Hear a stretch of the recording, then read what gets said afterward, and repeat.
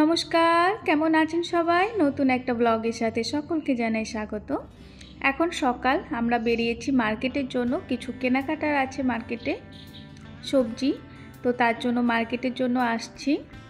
মার্কেটে ঢুকেই এখানে দেখছি একটা অন্যরকম ফল, জানি না কী রকম ফলটা। আমি তো প্রথম দেখছি, এটার নামও আমি ঠিক জানি না। আর গায়ে না কাটা কাটা দাগ ছিল অনেক, জানি না দামটাও মোটামুটি। আর এখানে দেখছি এক সাইডে এখানে বোতলের মধ্যে পপকর্ন, কীরকম ইউনিক টাইপের। আমার তো প্রথম দেখলাম আমি বোতলের মধ্যে এরকম পপকর্ন, আবার ঢাকা সমেত আছে। বেশ ভালো একটা জিনিস দেখলাম। দাম হচ্ছে 14 রিঙ্গিত। এখানে অনেকগুলো আছে আর 2 রকমের ফ্লেভার আছে পপকর্নটার, বেশ ভালো।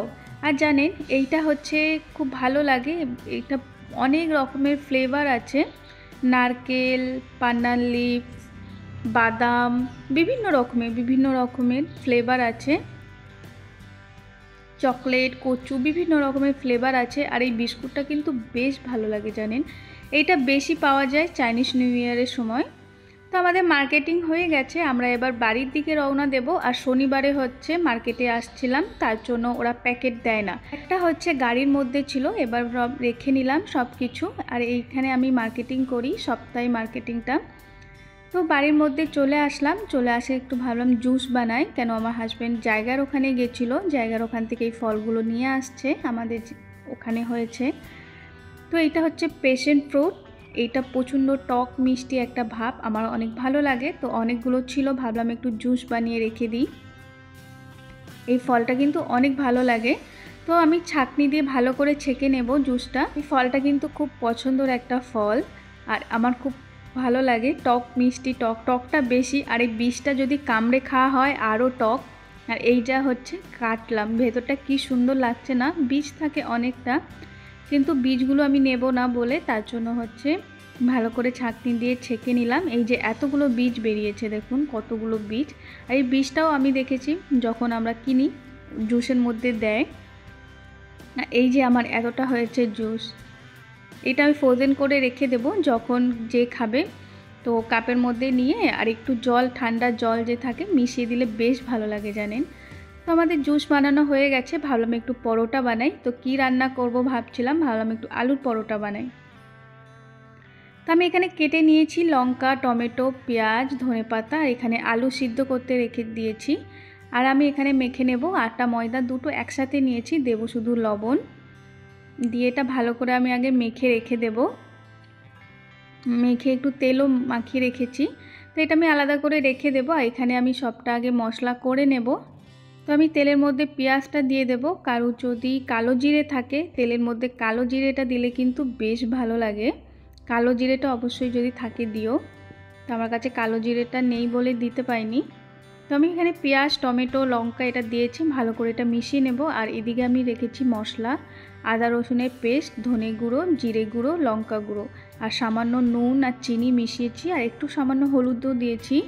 তো এটা আমি দেব মশলাটার মধ্যে। দেওয়ার পর আমি একটু ডালও ভাবছি এখানে দিয়ে দেব, তাহলে বেশ মাখা মাখা হবে, ভালো লাগবে।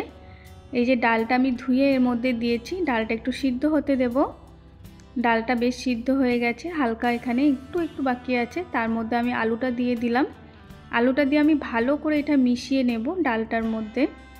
কি মশলাটাও আছে, কেউ যদি ডালটা অ্যাভয়েড করতে চায় ডালটা না দিতেও পারে, অসুবিধা নেই। এটা কিন্তু এমনিও ভালো হয় আলু দিয়ে। তো আমি এখানে ডো করে নিয়েছি আলুর, এই যে দেখুন অনেকটা করে পুর দিয়েছি আমি। আলুর পরোটার মধ্যে অনেকটা বেশ পুর দিলে বেশ ভালো লাগে খেতে। তো আমি এখানে বেলে নিয়েছি, এবার আমি সেঁকে নেব একটা একটা করে। আর আমার আলু পরোটাগুলো কিন্তু বেশ ফুলেছিল। লুচি, রুটি, পরোটা যাই করো হোক, কিন্তু ফুললে বেশ ভালো লাগে, মনটা বেশ খুশি হয়ে যায়, যাক আমার জিনিসটা খুব করেও একটা শান্তি পায় না, খুব ভালো হয়েছে। আর দেখুন কি সুন্দর আমার আলু পরোটাগুলো ফুলেছে, খুব ভালো লাগে না এরকম ফোলা জিনিস দেখতে। তো আমি এরকম করে প্রত্যেকটা আলু পরোটা করে নেব। আলুর পরোটাগুলো কিন্তু খেতে খুব ভালো হয়েছিল, বাড়িতে একবার করে ট্রাই যদি করতে চান তো করতে পারেন, আমার তো বেশ ভালোই লেগেছিল। আলুর পরোটার সাথে কিন্তু বেশি কিছু লাগে না, একটু দই বা কোনো চাটনি এরকম টাইপের জিনিস হলেই আলু পরোটা খাওয়াই যায়। ডাল কারি বা এরকম কিছু লাগে না। খাওয়া দাওয়ার পর দুপুরে রান্নার জন্য আমি বানিয়েছিলাম বিরিয়ানি, এখানে চিকেন করেছিলাম আর এই দিকটায় বসিয়েছি ভাতটা আমি বিরিয়ানি রেসিপিটা দিলাম না, কেন বিরিয়ানি রেসিপি আমার আগেও আছে। তার জন্য এখানে আমি রান্না করার পর দুপুরে এই যে একজনা এসে উৎপাত করছিল, প্রচণ্ড পরিমাণে জ্বালায় গোটা বাড়িতে, চারিদিকেই এরকম ওরা বদমাশি করা শেষ থাকে না। তো এই ছিল আমার ব্লগটি কেমন লাগলো আমাকে একটা কমেন্ট করে প্লিজ সবাই জানাবেন। আর এখানে আমি রাত্রিরে একটু টিভি দেখছিলাম, টিভি দেখতে দেখতে যে বিস্কিটটা আমি কিনে এনেছিলাম ওই বিস্কিটটা ভাবলাম একটু বলি। এই বিস্কিটটা কিন্তু খেতে অনেক ভালো লাগে আর অনেক সুন্দর, আর এই ফ্লেভারটা ছিল কচু।